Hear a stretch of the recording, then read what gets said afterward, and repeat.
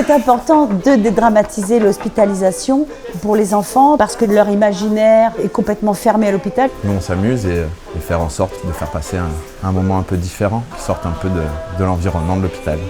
C'est un beau métier, c'est un très beau métier. Le rire aide à la guérison. C'est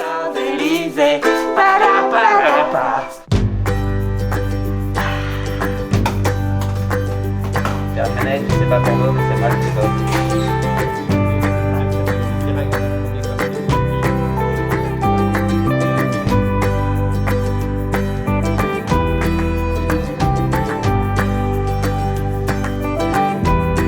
Le but essentiel de l'association, c'est de divertir les enfants hospitalisés, de pouvoir ramener une petite bulle d'humour, de bien-être, de changer complètement l'atmosphère de la chambre. En premier lieu, c'est les enfants et les parents.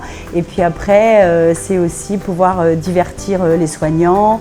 Et on s'aperçoit qu'on leur fait beaucoup de bien. Ils attendent avec impatience les mardis, les jeudis, les vendredis.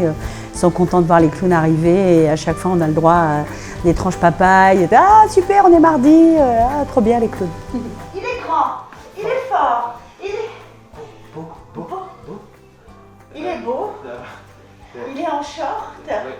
Il est poilu aussi. Il y a plusieurs facteurs qui ont fait que j'ai eu envie de rentrer dans l'association. La première chose, c'est moi je suis déjà aussi clown, comédien dans mes activités d'à côté. La mission des clowns à l'hôpital en soi, elle est très intéressante aussi. Et se retrouver dans cet univers, dans ce lieu un peu particulier qu'est l'hôpital. On essaye de les faire rire, mais après un raté, ça marche bien aussi. Il y a même des fois où on nous refuse l'entrée dans la chambre, mais c'est pas un mal non plus. Du coup, ça veut dire que l'enfant il reprend aussi les droits sur sa propre vie et sur ce qu'il a envie. Donc non, c'est pas forcément une obligation ou une contrainte.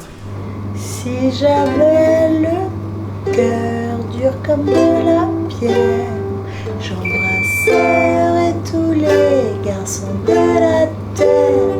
Mais moi j'ai le cœur comme du chewing-gum.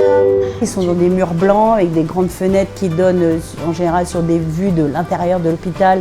Il ne se passe rien.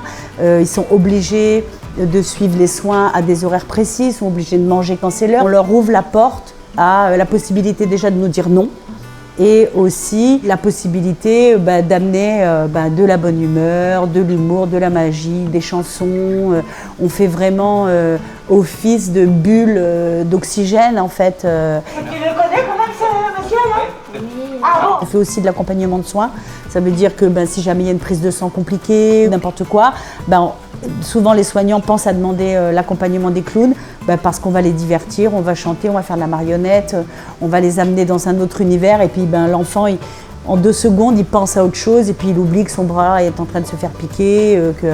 Et du coup, comme on déstresse maman, souvent on va déstresser bébé aussi.